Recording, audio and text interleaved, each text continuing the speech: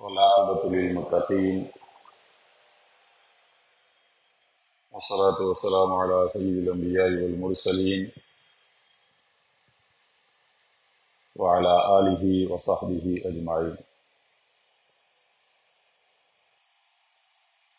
أعوذ بالله من الشيطان الرجيم. إنما يتقبل الله من المتقين.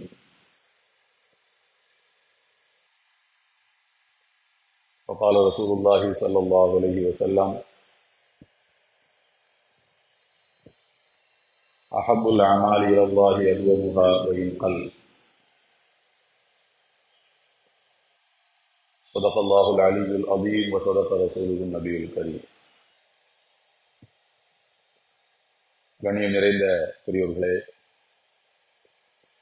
அருமை சகோதரர்களே, எல்லாம் வல்ல அல்லாஹ்வினுடைய நல்லடியார்களே, பாக்கியங்கள் நிறைந்த புனித ரமதான் நம்மை விட்டும் விடை பெற்று சென்று விட்டது.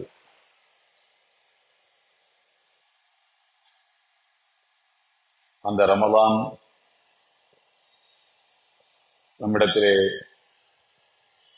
எப்படிப்பட்ட மாற்றங்களையும் தாக்கத்தையும் ஏற்படுத்தி இருந்தது என்பதை நாம் சிந்திப்பதற்கு உரிய காலமாக இது இருக்கின்றது. ரமலான் மாதம் மூமின்களுக்கு ஒரு பயிற்சி பட்டறை. அது பல்வேறு இஸ்லாமிய தலைமுறைகளின் பள்ளிக்கூடம். மூமின்களுக்கு ஒரு இராணுவத்துக்கு வழங்குவதை போன்ற பயிற்சியை வழங்கக்கூடிய மாதம். அந்த ரமலான் ஒரு திறந்த நிலை பல்கலைக்கழகம். அப்படிப்பட்ட பல்வேறு சிறப்பு இயல்புகளை தன்னகத்தை கொண்டிருக்கக்கூடிய அந்த பல்கலைக்கழகத்தில் நாம் பெற்ற பாடம் என்ன? அந்த பயிற்சி பட்டறையில் நாம் நம்முடைய அறிவை கூர்திட்டிக் கொண்டோமா? அந்த இராணுவ பயிற்சி முகாமில் நம்முடைய எதிரியை எதிர்கொள்வதற்கான முறையான பயிற்சியை நாம் பெற்றுவிட்டோமா என்பதெல்லாம் நம்முடைய சிந்தனைகளிலே கேள்விகளாக எழுந்து அடங்குவதோடு இல்லாமல் அந்த கேள்விகளுக்கான விடையை தேடக்கூடிய நாட்கள் இந்த நாட்கள். நம்முடைய எதிரியை எதிர்கொள்வதற்கான பயிற்சியை வழங்குகின்ற இராணுவ பயிற்சி முகாம் என்பது கண்ணுக்கு முன்னாலே தெரியக்கூடிய எதிரி அல்ல, மறைந்திருந்து தாக்குகின்ற எதிரி. பல்வேறு உத்திகளையும் உபாயங்களையும் பயன்படுத்தி சொர்க்கத்துக்காக படைக்கப்பட்ட மூமின்களை தன்னுடைய உத்தியால், தன்னுடைய சதிகளால், தன்னுடைய சூழ்ச்சிகளால் நரகத்துக்கு உரியவர்களாக ஆக்குவதற்கு அந்த கண்ணுக்கு தெரியாத எதிரி எப்போதும் போராடி கொண்டே இருப்பான். அந்த எதிரி மனித குலத்தின் ஆதி தந்தையாக இருக்கக்கூடிய ஆதம் நபியை அதே உத்திகளை பயன்படுத்தித்தான் வீழ்த்த நினைத்தான். பெருங்கருணையாளன் அல்லாஹ் தன்னுடைய பேரன்பினால் ஆதம் நபியை, ஷைத்தான் விரித்த வலையிலே விழுந்துவிட்ட ஆதம் நபியை, அந்த வலையை அறுத்து கொண்டு வெளியிலே வருகின்ற துவாக்களை கற்றுக் கொடுத்தான். ஃபதலக்கா ஆதமு மிர் ரப்பிஹி கலிமாத். ஆதம் நபி தன் இறைவனிடமிருந்தே அந்த வார்த்தைகளை பெற்றுக் கொண்டார்கள். ஃபதாப அலைஹி, அப்படி கற்றுக் கொடுத்த இறைவனே ஆதம் நபியின் தௌபாவையும் ஏற்றுக்கொண்டான். அவன் பாவங்களை மன்னிப்பவன் என்று அருள்மறையாம் திருக்குரானில் அல்லாஹ் அந்த ஷைத்தானுடைய வலையை அவன் எப்படி அறுத்தறிந்தான் என்பதை ஒரு வரியிலே சொல்லி காட்டுகிறான். எனவே இந்த ரமலான் நமக்கு ஆதம் நபியிடமிருந்து, ஆதம் நபி அல்லாஹ்விடமிருந்து அந்த வார்த்தைகளை பெற்றுக்கொண்டதை போல நாம் ரமலானை அல்லாஹ்விடமிருந்து பெற்றுக்கொண்டோம். ஷைத்தானின் வலையை ஆதம் நபி அறுத்து எறிந்ததை போல ரமலானை பயன்படுத்தி நாம் ஷைத்தான் நம்மை விழ வைப்பதற்காக விரிக்கின்ற வலைகளை அறுத்து எறிந்து வெளியிலே வந்தோமா என்கிற கேள்வியை எல்லோரும் நாம் கேட்டுக்கொள்ள வேண்டிய காலகட்டம் இது. எந்த வணக்க வழிபாடும் அந்த வணக்கத்தை, அந்த இபாதத்தை நிறைவேற்றுகின்ற மனிதனிடத்தில் எப்படிப்பட்ட செல்வாக்கை செலுத்துகிறது, எப்படிப்பட்ட உணர்வுகளை அந்த மனிதனிடத்திலே அந்த வணக்க வழிபாடு ஏற்படுத்துகிறது என்பதை வைத்துத்தான் அந்த வணக்க வழிபாட்டுக்குரிய பெருமதி, கீமத் என்கின்ற அந்த மதிப்பும் பெருமதியும் இருக்க முடியும். ஏதோ ரமலான் வந்தது கடந்தது என்கிற நிலையிலே அல்லாமல், ரமலான் என்கிற அந்த பெருநதியிலே இருந்து நம்முடைய ஆன்மீக தாகத்தை தீர்க்கின்ற நீரை நாம் அள்ளி பருகிவிட்டு அத்தோடு போய்விட்டோம் என்று இல்லாமல், ரமலான் என்கின்ற அந்த ஆலமரத்தின் கீழே ஒரு மாத காலம் நாம் ஆசுவாசமாக ஓய்வெடுத்துக் கொண்டோம், இளைப்பாறினோம், அத்தோடு முடிந்தது, மறுபடியும் நாம் நமக்கே நாமே உருவாக்கிக் கொள்ளுகின்ற ஒரு சுட்டரிக்கின்ற வெயில் வாழ்க்கை, பாவம் என்கின்ற சுட்டரிக்கக்கூடிய ஒரு வெயில் வாழ்க்கையை நோக்கி நாம் திரும்பினோம் என்றிருந்தால் ரமலான் நம்மிடத்தில் எந்த செல்வாக்கையும் செலுத்தவில்லை, எந்த தாக்கத்தையும் ஏற்படுத்தவில்லை என்பது அதற்கு பொருள். அறிஞர்கள் சொல்லுகிறார்கள், ரமலான் ஒரு கண்ணியமான விருந்தாளி. நாம் சில நேரங்களிலே நம்முடைய வீடுகளுக்கு, நம்முடைய குடும்பத்தில் நாம் பெரிதும் மதிக்கின்ற நம்முடைய தாத்தா பாட்டி எல்லாம் வருவதுண்டு. அவர்கள் விருந்தாளிகளாக வருகிறார்கள் என்றால் பேரன்பேத்திகளை பார்க்க வருகின்ற போதே கொத்து கொத்தாக ஏராளமான அன்பளிப்புகளை எடுத்துக்கொண்டு வருவார்கள். எனவே தாத்தா பாட்டிகளின் வருகையை நம்முடைய பிள்ளைகள் ஆவலோடு எதிர்பார்த்து காத்திருப்பார்கள். வரும்போது அன்பளிப்புகளோடு வருவார்கள். நம்முடைய இல்லத்திலே தங்கியிருக்கும் காலமெல்லாம் அன்பை பொழிவார்கள், பாசத்தை பொழிவார்கள். நம்முடைய பிள்ளைகளுக்கு ஏதேனும் ஒரு உடல் உபாதை என்று சொன்னால் கைப்பக்குவ மருந்துகளை தருவார்கள். எந்த விதமான பக்க விளைவுகளும் இல்லாத மருந்துகளை தருவார்கள். நோய் நொடி இல்லாமல் பிள்ளைகளை வளர்ப்பது எப்படி என்று சொல்லிக் கொடுப்பார்கள். இப்படியெல்லாம் அன்பு மழை பொழிந்துவிட்டு ஒரு 10-15 நாட்கள் அல்லது ஒரு மாத காலம் நம்முடைய இல்லத்திலே தங்கி இருந்து விட்டு நம்முடைய தாத்தா பாட்டிமார்கள் எல்லாம் ஊருக்கு போய்விட்டார்கள் என்றால் நம்மை சுற்றி ஒரு வெறுமை சூழ்ந்து கொள்ளும். அந்த வீட்டின் எந்த பகுதியிலே பார்த்தாலும் அவர்கள் இருப்பதை போல தோன்றும்.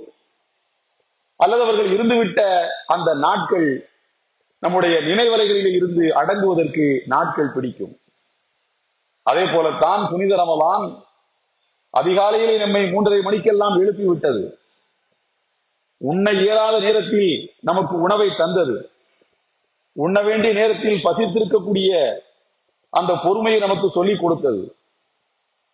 பசித்து இருந்தால்தான் உடலுக்கு நல்லது என்று சொன்னது. நம்முடைய தாத்தா பாட்டி நாட்டு மருந்துகளை தருவதை போல மாலை வேளை வரைக்கும் பொறுமையாக இருப்பது எப்படி என்று நமக்கு சொல்லிக் கொடுத்தார்கள்.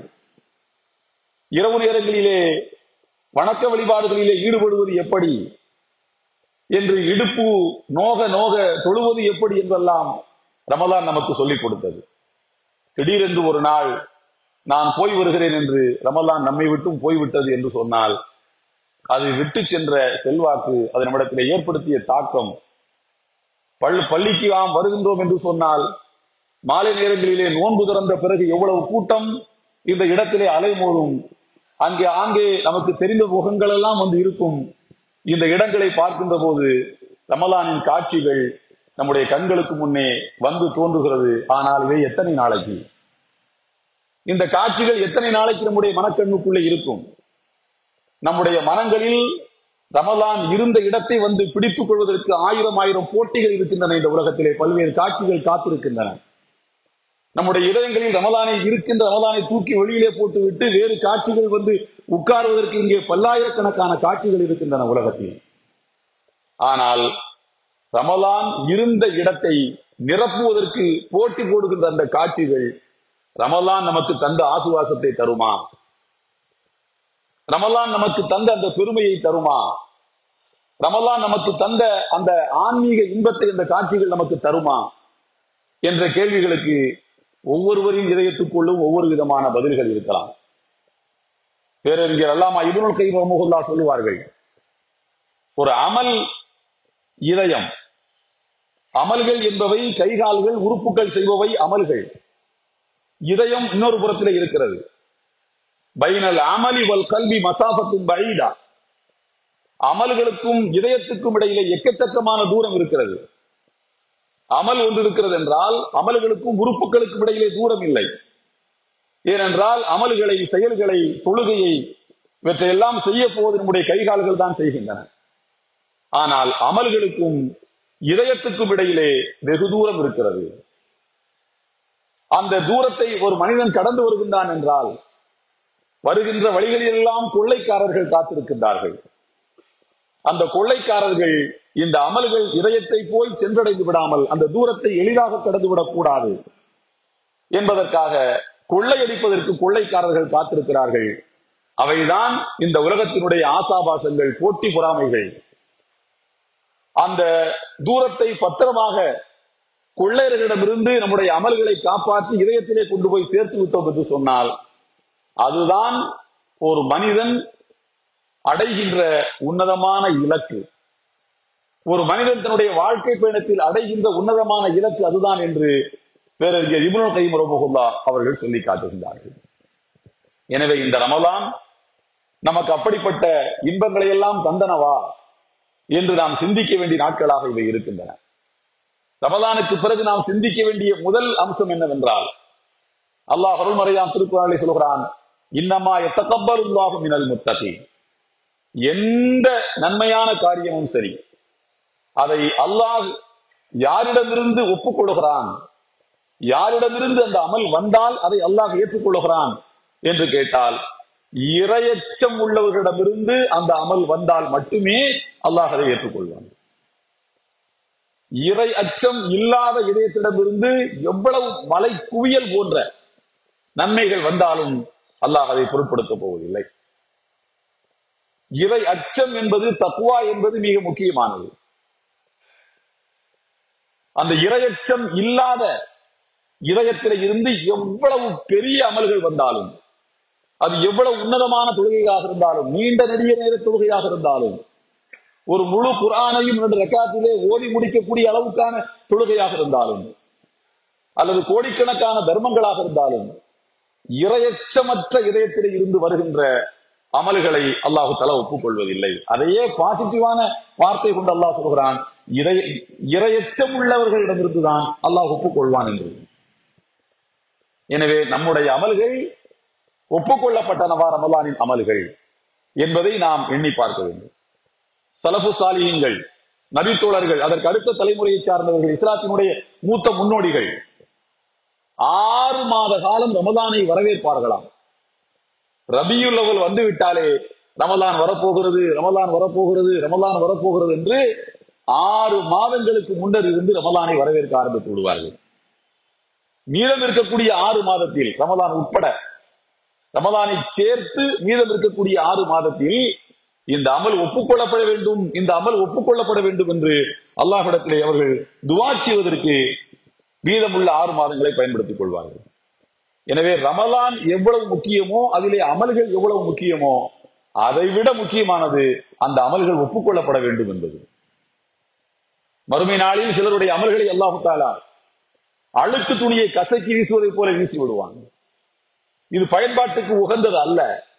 இதை பயன்படுத்தினால் இது மனிதனுக்கு நல்லதல்ல, இது எந்த கணக்கிலும் சேர்க்க முடியாதவை, இதை குப்பை கூடைக்கு போக வேண்டியது என்று சிலருடைய அமல்களை அல்லாஹ் தஆலா தூக்கி எறிந்து விடுவார். ஆனால் அல்லாஹ் பாதுகாக்க வேண்டும், நம்முடைய அமல்கள் ஒப்புக்கொள்ளப்படக்கூடிய தரத்திலே அமைவதற்கான ஒரு பக்குவத்தை நாம் இந்த ரமலான் நமக்கு தந்திருக்க வேண்டும். அது ரொம்ப முக்கியமானது.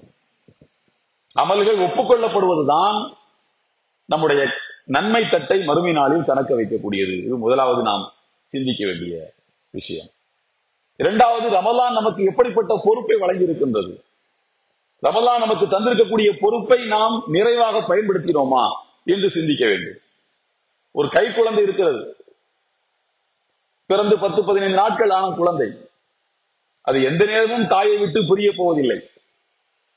தாயின் கதகதப்பு அந்த குழந்தைக்கு தேவைப்படும், தாயின் வாசம் அந்த குழந்தைக்கு தேவைப்படும், தாயினுடைய அரவணைப்பு, தாயின் மடியிலே இருக்க வேண்டும் என்று அந்த குழந்தை விரும்பும். உறங்கும் நேரத்தில் தவிர மற்ற எல்லா நேரங்களிலும் அது தாயின் ஏதோ ஒரு ஸ்பரிசத்தை அந்த குழந்தை எதிர்பார்த்து கொண்டே இருக்கும். தாயின் ஒரு சின்ன தொடுதல் அதற்கு வேண்டும். தாயின் வாசம் ஏதோ ஒன்று, தாயோடு தொடர்புடைய ஏதோ ஒன்று அந்த குழந்தைக்கு இருந்து கொண்டே இருக்க வேண்டும். அந்த குழந்தை உறங்கும் போதுதான் தாய் தன்னுடைய இயற்கை தேவைகளை நிறைவேற்றிக் கொள்ள முடியும். அந்த குழந்தை உறங்குகின்ற அந்த வேளையில் தான் தாயும் உறங்கிக் கொள்ள வேண்டும். அந்த குழந்தை உறங்குகின்ற அந்த வேளையில் தான் தாய் சாப்பிட்டுக் கொள்ள வேண்டும். தாயினுடைய மொத்த வாழ்க்கையும் அந்த குழந்தை தன் கைவசம் எடுத்து வைத்துக் கொள்ளுகிறது. வளர வளர அந்த குழந்தைக்கு கொஞ்சம் கொஞ்சமாக பொறுப்பு வருகின்றது. முதலாவது தாயின் உணவு நேரத்தில் தாயை எதிர்பார்க்கின்ற நிலை மட்டும் அந்த குழந்தை, மற்ற நேரத்தில் சில விளையாட்டு பொருட்களோடு சேர்த்து தன்னுடைய பொழுதை அது கழித்துக் கொள்ளுகிறது. பிறகு படிக்கின்ற பள்ளிக்கூடத்துக்கு செல்லுகின்ற பருவம் வருகிறது, பள்ளிக்கூடத்துக்கு போகிறது. பள்ளிக்கூடத்திலே முதலிலே கொஞ்ச நேரம், பிறகு தாயை விட்டு பிரிய மனமில்லாமல் பள்ளிக்கூடம் செல்ல மாட்டேன் என்று அடம் பிடிக்கிறது. பிறகு மெல்ல மெல்ல அது வளர்கிறது. ஒரு நாள் அந்த குழந்தை தாயிடத்திலே சொல்கிறது, காலையிலே அம்மா என்னை சீக்கிரம் எழுப்பிவிடு, நான் பரீட்சைக்கு படிக்க வேண்டும், எக்ஸாமுக்கு படிக்க வேண்டும் என்ற அந்த குழந்தை வாயிலிருந்து முதலாக தனக்கு இருக்கக்கூடிய அந்த பொறுப்பை தாயிடத்திலே சொல்லுகின்ற போது தாய் அளவிட முடியாத ஒரு ஆனந்தம் அடைகிறார். என்னுடைய பிள்ளைக்கு பொறுப்பு வந்து விட்டது என்று. பிறகு வருடங்கள் செல்ல செல்ல அந்த குழந்தைக்கு பொறுப்பு கூடிக்கொண்டே போகிறது. பிறகு எழுப்பவில்லை என்றால் கோபப்படுகிறாள். பிறகு படிப்பிலே நீண்ட நேரத்தை செலவழிக்கிறாள். பிறகு அவளும் மனமுடித்து செல்லுகின்றாள். தாயை விட்டு பிரியவே மாட்டேன், தாயின் வாசம் வேண்டும், அரவணைப்பு வேண்டும், கதகதப்பு வேண்டும் என்று தாயை சுற்றிய தன் வாழ்க்கையை அமைத்துக் கொண்ட அந்த குழந்தை ஒரு நாள் முழுக்க தாயை விட்டு பிரிந்து இன்னொரு வீட்டுக்கு போய் வாழ முற்படுகிறது. பிறகு அந்த குழந்தையே தாயாகிறது. இப்படி வயது ஏற ஏற ஒரு குழந்தைக்கு பக்குவம் வர வேண்டும், பொறுப்பு வர வேண்டும். தான் எதற்காக படைக்கப்பட்டோம் என்கிற அந்த நோக்கத்தை அந்த குழந்தை புரிந்து கொண்டு வளர்த்தால் தான் அது வளர்ச்சி. அதுதான் பெற்றோருக்கு மகிழ்ச்சியை தரும். அதே போல ஒவ்வொரு ரமலானும் நமக்கு ஒரு பொறுப்பை தந்துவிட்டு போகிறதா என்பதுதான் நமக்கு முன்னால் இருக்கின்ற கேள்வி. இந்த ரமலானில் நாம் பெற்றுக்கொண்டது என்ன? இந்த ரமலான் நம்மை விட்டு விடைபெற்று போய்விட்டது.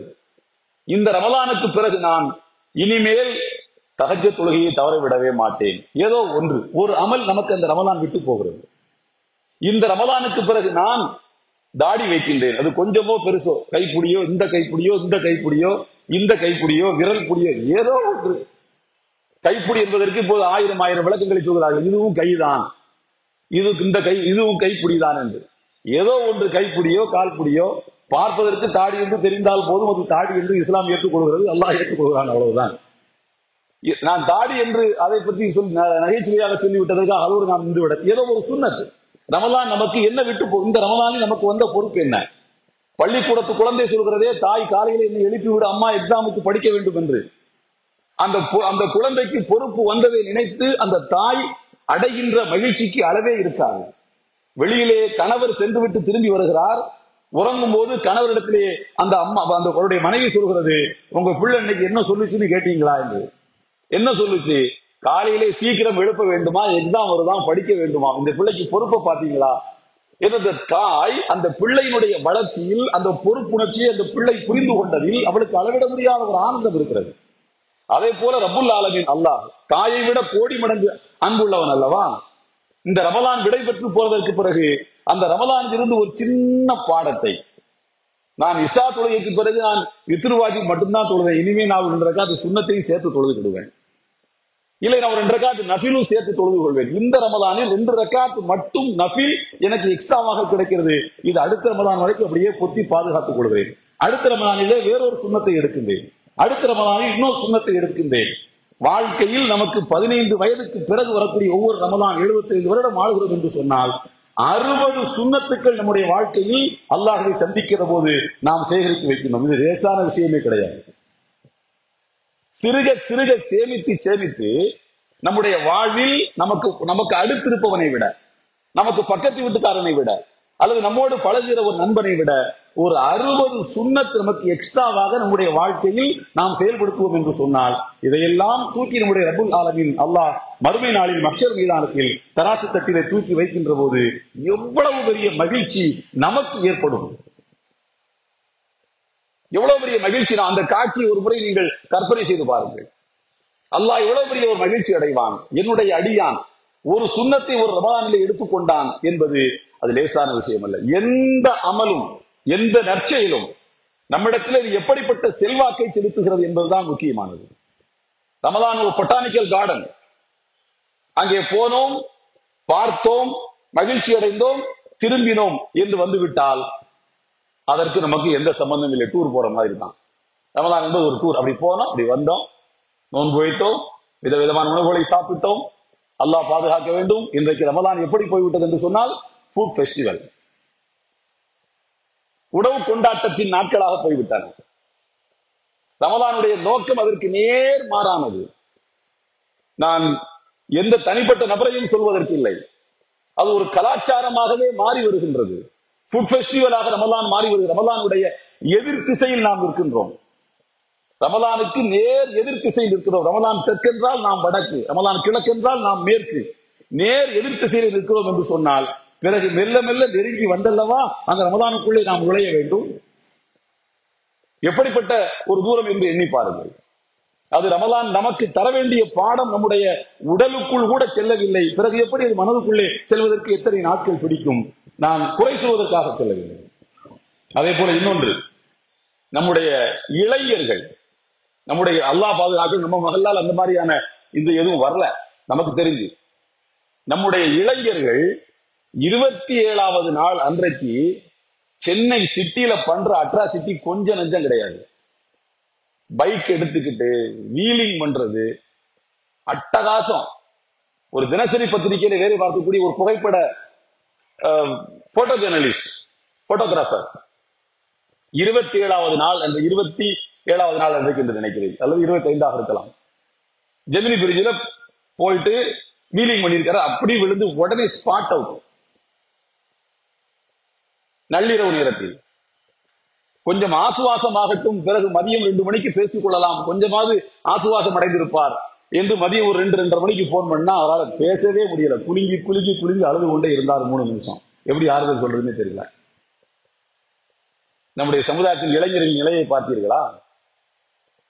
ஷைத்தானை அறுத்து பலியிட்டு விட்டு புது மனிதனாக வெளியிலே வருவதற்கு பதிலாக தன்னையே மாய்த்துக் கொள்ளுகின்ற அந்த இபாதத்தினுடைய காட்சிகள் எப்படி தலைகீழாக போயிருக்கிறது பாருங்கள். செங்கல்பட்டு கவர்மெண்ட் ஹாஸ்பிட்டல்ல, செங்கல்பட்டு இருக்கக்கூடிய கவர்மெண்ட் ஹாஸ்பிட்டல், அங்க உள்ள ஆஸ்பத்திரியில ஒரு மருத்துவர், நான் முஸ்லீம், அவர் சொல்லுகிறார், பாய் என்ன இன்னைக்கு உங்களுக்கு என்ன தீபாவளி பொங்கல் மாதிரி எதுவும் கொண்டாட்டமா? லைலத்துக்கு 27வது நோன்பு பகல்ல நேற்று நைட்டு என்ன உங்களுக்கு எதுவும் கொண்டாட்டமா பாய்மார்களுக்கு? ரம்ஜான் இல்ல, காலண்டர்ல பார்த்தா ரம்ஜான் இல்ல, எந்த எதுவும் ஃபெஸ்டிவலும் போடல, கவர்மெண்ட் லீவும் கிடையாது, ஒண்ணுமே புரியல. 30 பாய் பசங்க வந்திருக்காங்க. 30 பேரும் பாய் பசங்க தான். பேரை கேட்டா ஆளை பார்த்தா பாய் மாதிரி தெரியல, முடிகிடியெல்லாம் வேற ஒரு டைப்பா இருக்குது. பேரை பதிவு பண்ணும்போது பார்த்தா பாய் பேரா சொல்றான். எல்லாம் இளம் வயசு பசங்க, வயசு 17ல இருந்து 22, 23 தான் இருக்கும். 30 பேருமே ரெக்கவர் ஆகி திரும்ப இயல்பு வாழ்க்கைக்கு திரும்புவதற்கு 6 மாதங்கள் ஆகும். அவ்வளவு கொடூரமான காயத்துக்கு ஆளாகி இருக்கின்றார்கள். காலை இப்படி திரும்பி இருக்கு, மண்டை உடைஞ்சிருக்கு, தலை பேத்திருக்கு. அல்லாஹ் பாதுகாக்கும். ஒரு 10 வருஷத்துக்கு முன்னால நம்முடைய பள்ளிவாசல்ல தொழுத பையன் தஹஜ்ஜுத் தொழுது முடிச்ச பிறகு பார்த்தா தகவல் கிடைக்குது, பஸ் ஸ்டாண்ட் பக்கத்துல உள்ள கார்னர்ல அடிபட்டு ஸ்பாட் அவுட். அதுக்கப்புறம் எந்த செய்தியும் நம்ம வரலாறுல இருந்து வரல. அல்லாஹ் பாதுகாக்கணும். ரமலானுடைய ஏன் இப்படி ரமலான் தலைகீழாக போய் கிடக்கிறது? ரமலான் நம்மிடத்திலே செல்வாக்கு செலுத்துவது இல்லை என்பது மாத்திரமல்ல, அது வேறு மாதிரியான செல்வாக்கையே நம்ம மீது செலுத்த வேண்டும். நமக்கு என்ன வழிகாட்டுதல் இல்லையா? நம் மீது கருணை கொண்ட ரப்பு நமக்கு இப்படிப்பட்ட வழிகளை காட்டித் தரவில்லையே? நம்முடைய மனங்களை பக்குவப்படுத்துவதற்கான வழிகளை கற்றுத் தருகின்ற மாதம் நம்முடைய ரமலான் மாதம். ஆனால் இது எப்படி சொல்வது? யாருடைய பொறுப்பு என்று சொல்வது? நான் தமிழ்நாடு காவல்துறையை, சென்னை சிட்டி போலீஸ் இருக்கு பாருங்க, அவங்கள மாதிரி பொறுமையானவங்களை ரமலான் மாதத்துல இந்த உலகத்துல எங்கேயுமே நீங்க பார்க்க முடியாது. நான் சமுதாயத்தை குறை சொல்றதுக்காக சொல்லல. தொப்பி போட்டிருந்தா எந்த என்கொயரியும் இல்ல, போயிட்டே இருங்க பாய். ட்ரங்க் அண்ட் டிரைவ் டெஸ்ட் நடக்குது ராத்திரி, குடித்து விட்டு யாரேனும் வாகனம் ஓட்டுகிறார்களாண்டு கார்ல முன்னால உட்கார்ந்து இருந்தோம்னா தொப்பி தெரிஞ்சா போதும், நீங்க போங்க பாய். 15 கார் நிக்குது, 7 கார் நிக்குது, 8 கார் நிக்குது, எல்லாத்தையும் நிக்க வச்சு செக் பண்றோம். நம்ம இப்ப எலெக்ஷன் வருது. இப்ப எலெக்ஷன்ல இப்ப நம்ம கோட் ஆஃப் கண்டக்ட் போயிட்டு இருக்குது. எலெக்ஷன்ல பணம் இருக்குதான்னு செக் பண்ற போலீஸ் கூட பேருக்கு தான் பாக்குறாங்க. ரமலான் நேரம், நள்ளிரவு நேரம், பாய்மார்கள் காரணம் ரொம்ப செக் பண்றது இல்ல. இப்ப எவ்வளவு பெரிய ஒரு மரியாதை இருக்கு இந்த சமுதாயத்துக்கு மேல, எவ்வளவு கண்ணியம் வச்சிருந்தா, எவ்வளவு கண்ணியம் கடந்த காலத்துல சேர்த்து வச்ச கண்ணியம், நாளைக்கு ஒரு நைட்ல வந்த கண்ணியம் இல்லையே, யாரோ ஒரு நபர் உருவாக்கின கண்ணியம் இல்லையே, இது மொத்த சமுதாயமும் சேர்ந்து உருவாக்கின கண்ணியம் தான் இது. அது ஒரு வருடத்துல உருவான கண்ணியமும் கிடையாது. ஆண்டாண்டு காலமாக நம்முடைய முன்னோர்கள் எல்லாம் நடந்து வாழ்ந்து காட்டியதனால் மாற்று மதத்தினரிடம் ஏற்பட்ட உணர்வும் கண்ணியமும் அது. வருங்காலங்கள் அப்படி இருக்குமா என்று சொல்ல முடியாது. இப்போதெல்லாம் காவல்துறையை சார்ந்தவர்கள் நம்மளை பார்த்த உடனே பாய் இமாமா, ஆமா இமாம், கொஞ்சம் வெள்ளிக்கிழமையெல்லாம் சொல்லக்கூடாதா பாய், உங்க பெருநாள்ல எல்லாம் நீங்க சொல்லக்கூடாதா, உங்க பாய் பசங்க ரொம்ப தப்பா நடந்துக்கிறாங்க, இது நோன்பு வைக்கிற காலம் தானே பாய், ஏன் ராத்திரி இந்த பாடுபடுத்துறாங்க என்று இப்ப சாப்பிட்டா போயிட்டு இருக்குது. இனி வரும் காலங்கள்ல எப்படி அதை காவல்துறையில் எடுத்துக்கொள்வார்கள் என்று தெரியாது. வடநாடு மாதிரி தயவு செய்து ஆகிடக்கூடாது. வடநாட்டுல என்ன நடக்குது? வடநாடு மாதிரி தமிழ்நாடு ஆனால் அப்புறம் அலறி என்ன நடக்க போகிறது? ஆகையினால் நான் இளைஞர்களுக்கு மட்டுமல்ல, அவருடைய பெற்றோருக்கும் சேர்த்துத்தான் நான் சொல்லுகிறேன். ரமலானுடைய இரவு நேரங்களை நம்முடைய பிள்ளைகள் எப்படி கழிக்கிறார்கள்? ரோடு ஃப்ரீயா இருக்குன்னா எப்படி வேணாலும் போவியா? ரசூலுல்லாஹி ஸல்லல்லாஹு அலைஹி வஸல்லம் சாலையில ரோட்ல உட்கார்ந்து சிலர் பேசிக் கொண்டிருக்கிறார்கள். ரோட்டுடைய 2 ஓரத்திலையும், சாலையினுடைய 2 ஓரங்களிலும் உட்கார்ந்து பேசிக் கொண்டிருக்கிறார். இப்ப மாதிரி 60 அடி 100 அடி ரோடு எல்லாம் கிடையாது. பக்கத்து 10 அடி ரோடு வேணா இருக்கலாம். மதீனாவுல நான் சொல்றது ரசூலுல்லாஹ் காலத்துல. இங்க இருந்து ஒருத்தர் கேள்வி கேட்க அந்த பதில் சொல்றாரு, இவர் ஒரு தமாஷ் பண்றாரு, அவர் சிரிக்கிறாரு, இப்படி கலகலப்பா போயிட்டு இருக்குது. நபிகள் நாயகம் ஸல்லல்லாஹு அலைஹி வஸல்லம் சொன்னார்கள், அந்த வழியாக வருகின்ற போது சொன்னார்கள், ஆத்து தரீக ஹக்கஹு, பாதைகளுக்கும் சாலைகளுக்கும் ஒரு ஹக் இருக்கிறது, ஒரு உரிமை இருக்கிறது. சாலைகளுக்கு அதற்குரிய ஹக்கை நீங்கள் தந்து விடுங்கள் என்று சொன்னார்கள். சஹாபாக்களுக்கு புரியவில்லை, சாலைகளுக்கு என்ன ஹக்கு இருக்கு? ஒரு மனிதனுக்கு ஹக்கு இருக்கு. பார்த்தா சலாம் சொல்லணும், சிக்கல்ல மாட்டிக்கிட்டு அவருக்கு ஹெல்ப் பண்ணணும், சோகமா இருந்தா ஆறுதல் சொல்லணும், சக மனிதனுக்கு செய்ய வேண்டிய ஹக்கு இருக்கு. சாலைகளுக்கு, ரோட்டுக்கு என்ன ஹக்கு இருக்கு? நாங்க கொடுக்க வேண்டிய ஹக்கு. நபிகள் நாயகம் ஸல்லல்லாஹு அலைஹி வஸல்லம் சொன்னார்கள், அங்கே ஒருவர் வந்தால், நடந்து வந்தால் நீங்க அவருக்கு சலாம் சொல்லணும். அவர் உங்களுக்கு சலாம் சொன்னா நீங்க அவருக்கு பதில் சொல்லணும். அவர் உங்களுக்கு சலாம் சொன்னால் நீங்க அவருக்கு பதில் சொல்ல வேண்டும். ரத்து சலாம் வகதுல் பஸர், பார்வைகளை தாழ்த்திக் கொள்ள வேண்டும். பெண்கள் வருவாங்க, பார்வைகளை தாழ்த்திக் கொள்ள வேண்டும். அங்கே சாலை ஓரங்களிலே அசிங்கம் பண்ணக்கூடாது. மக்கள் நடப்பதற்கு ஏதுவாக அந்த சாலைகளை வைத்திருக்க வேண்டும். அது சாலைகளுக்கு தருகிற ஹக்கு. நபிகள் சஹாபாக்கள் சொன்னார்கள், அல்லாஹ்வுடைய திருத்தூதரே, எங்கள் வீடுகள் எல்லாம் நண்பர்களை அழைத்து பேசுகிற அளவுக்கு விசாலமான வீடுகள் அல்ல.